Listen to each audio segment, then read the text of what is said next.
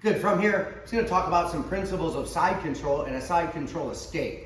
First and foremost, when a person is side controlled on you, or you're using the frames of your arms to create space, or you're framing their body, it's crucial that your hands are open like karate chops. Closing your fist allows the elbows to become weak, so it's super important you have a tendency for an open hand and put that blade on the spot where you're pushing or trying to frame to create space. So this is a great example of that in side control. Bob's going to be in side control, and notice the frame on his neck will immediately happen as soon as he settles. You don't want to allow the person to settle, get his head and hip down and everything's tight, and then you're going to try and frame. In the transition as the person comes down, open hands, one at the hip, one at the neck. Open hands are strong. If Bob comes towards me, it's not necessarily an issue. It's the person on top getting centered on you, burying their head, sprawling a leg out. Now it just becomes a real issue. So you want to make certain that that person never settles.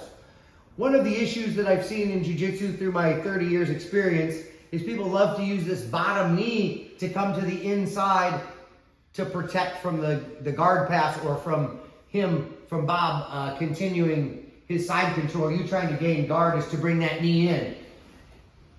That's a good opportunity, but what I find just as valid in this motion is that first and foremost, use those open hands and strong frames on the neck. You're not using the fatty part of your arm or the tissues. You're using your blade and sticking that blade high up in Bob's jaw area. Pressure at his hip. Now, momentums are used from here to get the person off center. The person on top is trying to keep his chest solar plexus to solar plexus. Your goal is to off-center the person on the bottom.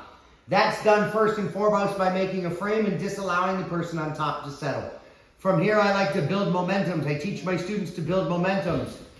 Right, left, right, left, right. And with each movement of the hip, you're moving your head out, or more importantly, pushing your partner off center. Once your partner's off center, now you have opportunity to move. If your partner is directly on center holding you and the hip is pinned, and it's going to be very challenging. You'll move our hip 1, 2, 3. And now, as your hip is going out, you're grabbing their shoulder. Again, open hands keeps your elbows in and elbows strong. Grabbing the shoulder makes the elbow weak. John Jock has always told us if his partner grabs his shoulder, he will immediately expose the elbow, knowing that there can't be strength in both areas. So right before you explode, you can grab that shoulder or push that shoulder, hip up and out, and now your top foot comes up and over and is placed on their shoulder.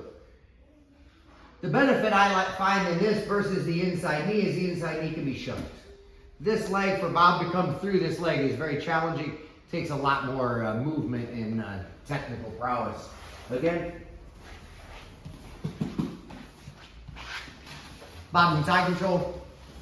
Framing the neck strong, framing the hip strong, disallowing him to settle. If he's found his settle point, he's not moving, you're not in trouble, you don't need to move.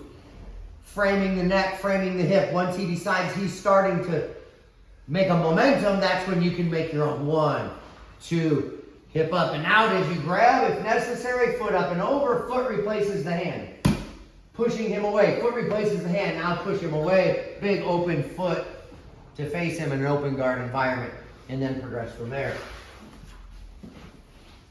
Again, framing the neck, framing the hip. He's centered, but you're disallowing him to settle. Moving your hip out, in, and on the momentum where your hip is going out, you can grab that shoulder and push him away. Foot comes up and over, foot replaces the hand. Foot comes to the inside of the hip, open it up, face him in your guard. Good luck with that.